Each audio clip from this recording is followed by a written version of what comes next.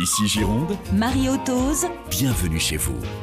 Bien que la journée mondiale de l'hypersensibilité soit le 13 janvier, on a décidé d'être hyper en avance et d'en parler dès le 13 novembre. On est hypersensible toute l'année, après tout. Une hypersensibilité dont on parle beaucoup dans les médias, mais que l'on connaît peut-être peu. Il y a plusieurs formes d'hypersensibilité.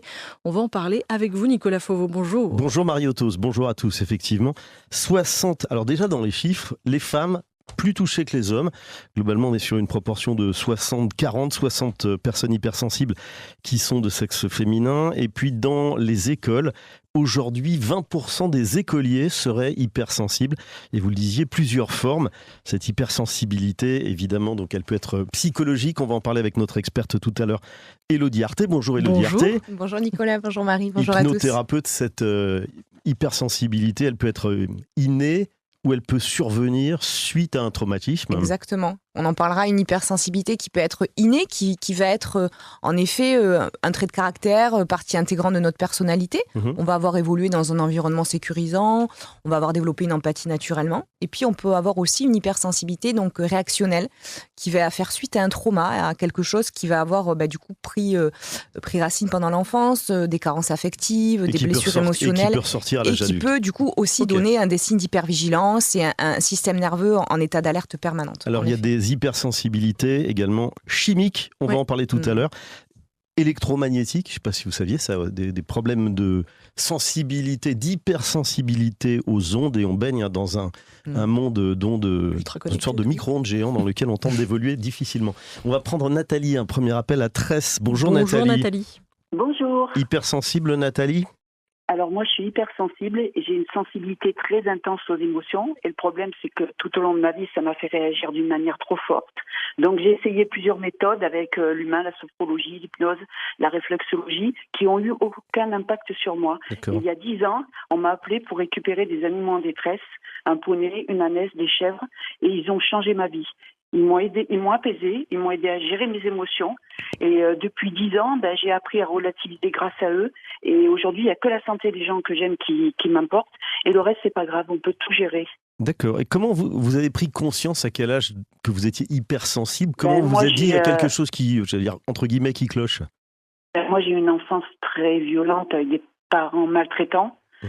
Donc, ça a démarré là, quoi. Et puis après, tout au long de ma vie, ça m'a suivi jusqu'à mes 50 ans où, effectivement, j'ai essayé plein de méthodes parce que je voulais pas de médicaments. Ça, c'était hors de question. Donc, j'ai essayé plein de choses et ça avait aucun impact. J'y arrivais pas, quoi, en fait. Et les animaux, ils m'ont sauvé la vie. Donc, c'est ce contact des animaux qui vous apaise dans un premier temps et qui a changé votre façon de voir la vie.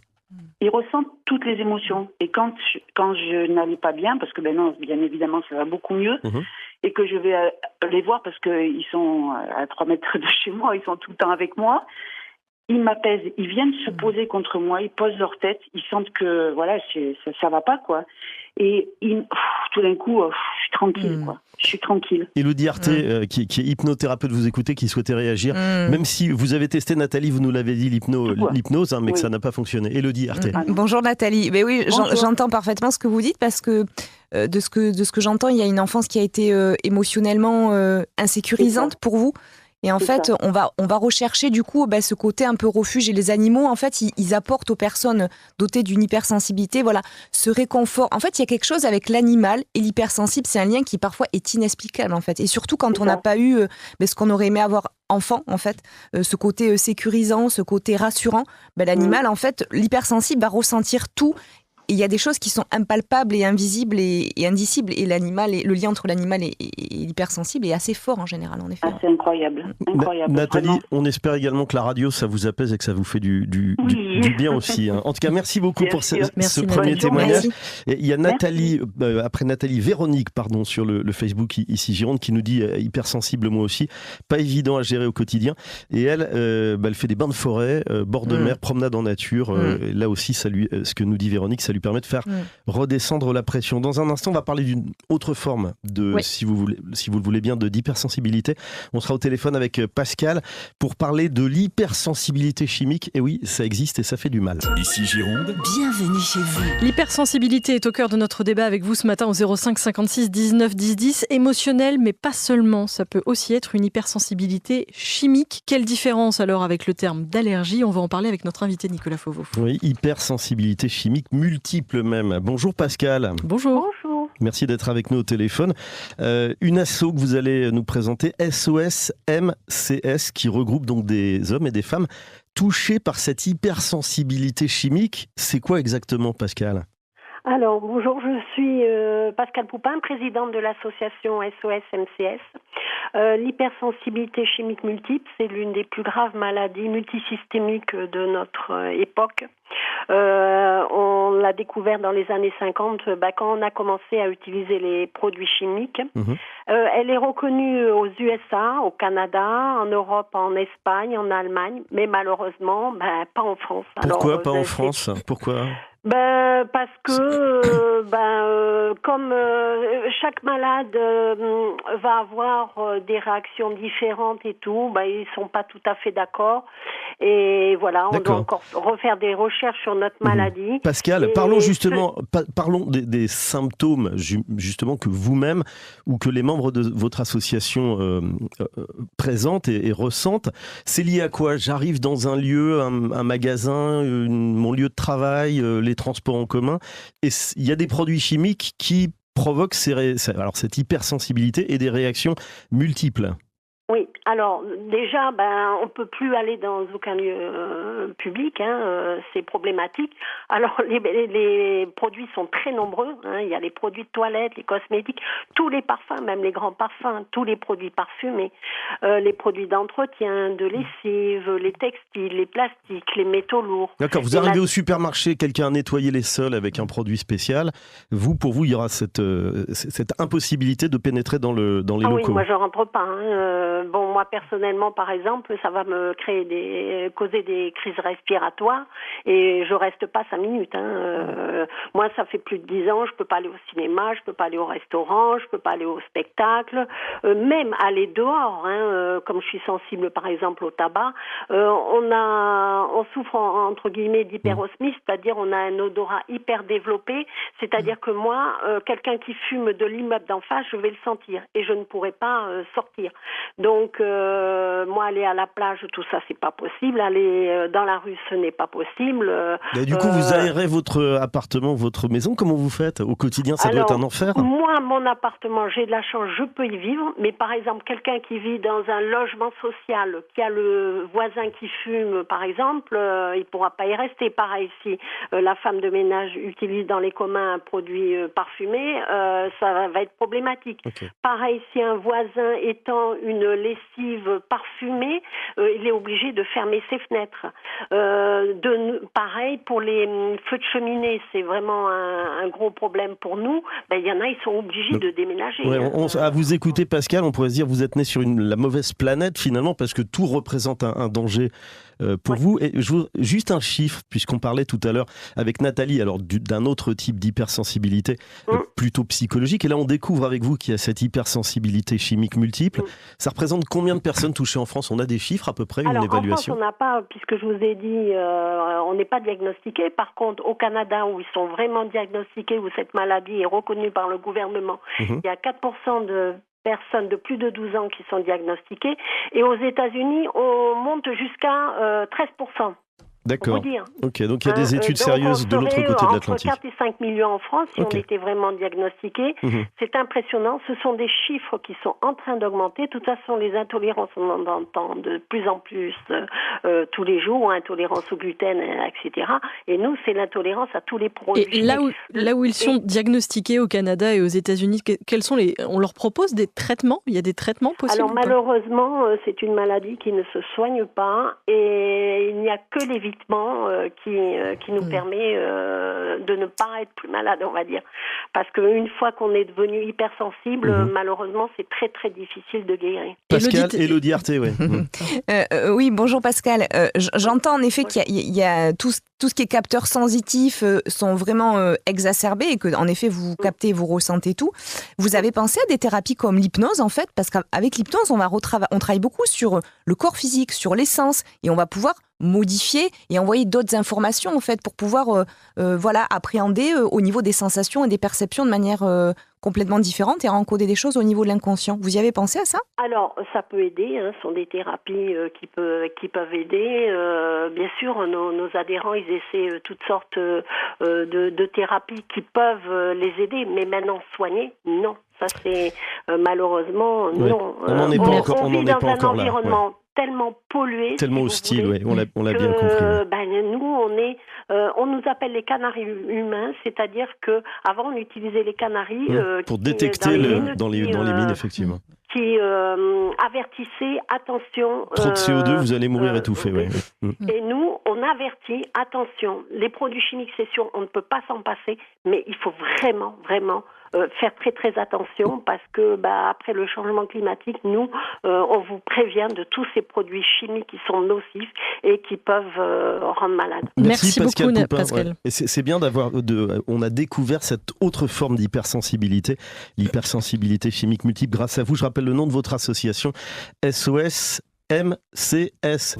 Ici Gironde, votre matinée 100% locale. bienvenue chez vous.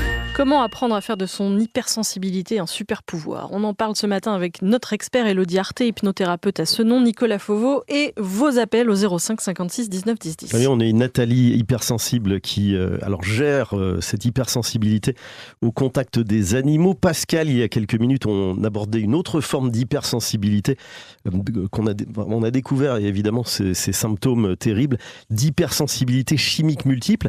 Et Élodie Arté, vous nous le disiez en arrivant, les enfants hypersensibles représentent aujourd'hui un écolier sur 5. Ce qui est considérable. Ouais. Et on s'est posé cette question, est-ce qu'il y a un lien chez les enfants entre l'hypersensibilité et ce qu'on appelle le haut potentiel intellectuel, le HPI, qui est très très à la mode. On va poser la question à Frédéric qui est au téléphone avec nous. Bonjour Frédéric Cluzot. Bonjour Frédéric. Oui, bonjour, alors, merci de m'accueillir. Ravi de vous donner la parole ce matin. Vous faites partie d'une asso en Aquitaine qui regroupe donc des parents d'enfants HPI à haut potentiel intellectuel. Pour vous, est-ce qu'il y a un lien entre cette hypersensibilité et ce HPI dont on entend beaucoup parler ? Quand on sait que 20% des écoliers sont hypersensibles, on se pose cette question. Alors, effectivement, on associe beaucoup le haut potentiel à l'hypersensibilité. On en fait même dans les discours communément admis le détecteur, le symptôme de détection premier. Alors, je vais peut-être contrarier beaucoup de gens, mais les dernières études montrent qu'il n'y a pas plus d'enfants hypersensibles et que l'hypersensibilité ne touche pas plus de personnes chez les hauts potentiels que dans la population générale. D'accord, ça c'est prouvé, c'est acté par des scientifiques qui ont fait des recherches sur le sujet.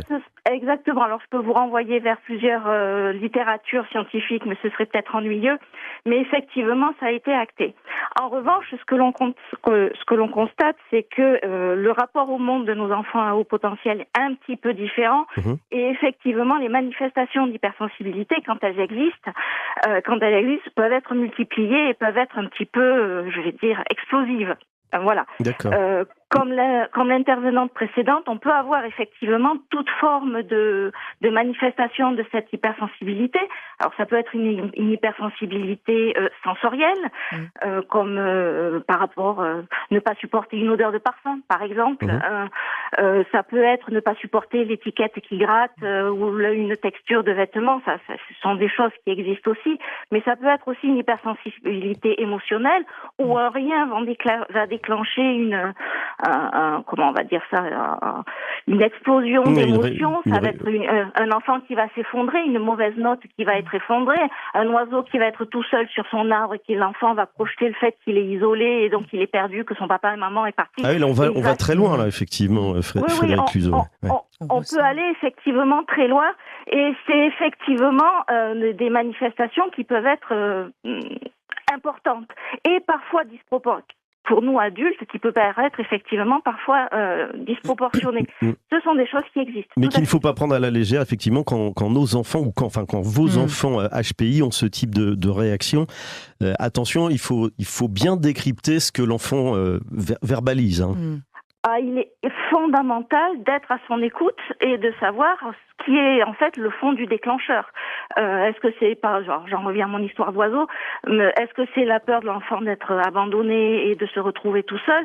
Là-dessus, effectivement, il va falloir travailler. Merci beaucoup Frédéric Luzeau, et l'association à laquelle vous appartenez, c'est l'ANPEIP, donc qui regroupe des parents d'enfants HPI. Ce que je vous propose, on va rester en contact, Frédéric, on fera une émission sur les enfants à haut potentiel intellectuel prochainement sur Ici Gironde. Merci pour l'appel au 05 56 19 10 10. Ici Gironde, 9h-11h, bienvenue chez vous. On parle d'hypersensibilité ce matin et je ne peux que vous conseiller le livre d'un ancien Robin des Bois, un comédien, Maurice Barthélémy, qui a écrit Fort comme un hypersensible, où il parle de comment il a réussi à apprivoiser cette hypersensibilité pour en faire un super pouvoir, et on en parle aussi avec notre expert Nicolas Fauveau. Élodie Arté, hypnothérapeute à Senon, on va justement tenter de faire de cette hypersensibilité non pas un handicap mais un atout dans notre vie au quotidien, puisqu'on aime les chiffres. On parlait de ces personnes hypersensibles, 60% qui sont des femmes, 20% des écoliers concernés. Vous avez un chiffre qui est rigolo, qui est intéressant, qui m'interpelle sur l'émotion. Une émotion, ça dure 90 secondes. Ouais, une émotion, ça dure 90 secondes. Après, si au-delà de ce temps imparti, je continue à être submergée par un flot d'émotions, c'est que cette émotion, je vais aller la nourrir de scénarios. Par exemple, si on prend l'exemple de la tristesse, je ressens une tristesse intensément. Quand on est hypersensible, on ressent tout, on capte tout de manière beaucoup plus intense. Ça veut dire que cette tristesse, je vais la nourrir peut-être de nostalgie, de souvenirs du passé, de ce genre de choses.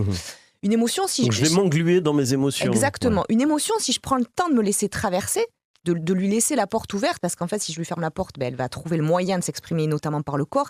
Et les hypersensibles, Dieu sait s'ils ressentent intensément aussi au niveau du corps. Le corps s'exprime beaucoup, au niveau de la peau, des douleurs.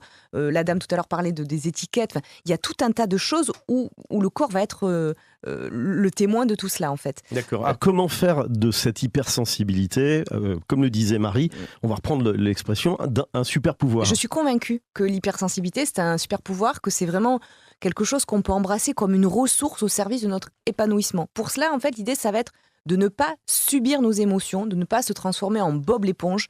Et l'hypnose, pour ça, ça va être un super outil. Dans les accompagnements, parce que j'accompagne beaucoup de personnes qui ont une hypersensibilité, et pour moi, ça n'a jamais été un handicap. C'est vraiment des personnes qui vont pouvoir appréhender le monde avec une palette de couleurs tellement plus riche et plus vaste. C'est des personnes qui ont une richesse intérieure qui est juste extraordinaire, qui ont des capacités créatives et artistiques hors du commun, souvent des talents qui ne sont pas exploités et qui demandent juste à l'être. Ces personnes-là, elles ont aussi besoin qu'on leur laisse un espace. Plus vous allez vouloir enfermer un hypersensible dans une case, plus il va se sentir étriqué, plus il y a une part de lui qui va s'éteindre. En hypnose, qu'est-ce qu'on va faire? On va repérer les déclencheurs. On va travailler sur des changements de système de croyance et modifier ce petit discours intérieur. Parce qu'une personne dite hypersensible, elle va avoir tendance à se sentir trop ou pas assez. Donc, qu'est-ce qui va se passer? Elle va avoir du mal à trouver sa place, à peut-être créer du lien avec l'extérieur, parce qu'elle va prendre beaucoup de choses. Et là, il y a un exercice que j'aime bien. Ou elle va occuper aussi beaucoup de place, vu de l'autre côté. Exactement. Ouais. Il y a un exercice que j'aime beaucoup, parce que ce qui m'intéresse dans ma pratique, c'est que les personnes repartent avec des outils concrets, que je donne toujours aux gens, c'est l'hypersensible, il ressent tout par le corps. Donc, je leur demande, en fait, juste de prendre un instant, de se connecter à leur respiration, de revenir au corps, et de regarder, est-ce que c'est lourd ou est-ce que c'est léger? Est-ce que c'est lourd? Ça veut dire, est-ce que ma respiration, elle est beaucoup plus rapide? Est-ce que j'ai des tensions dans le corps?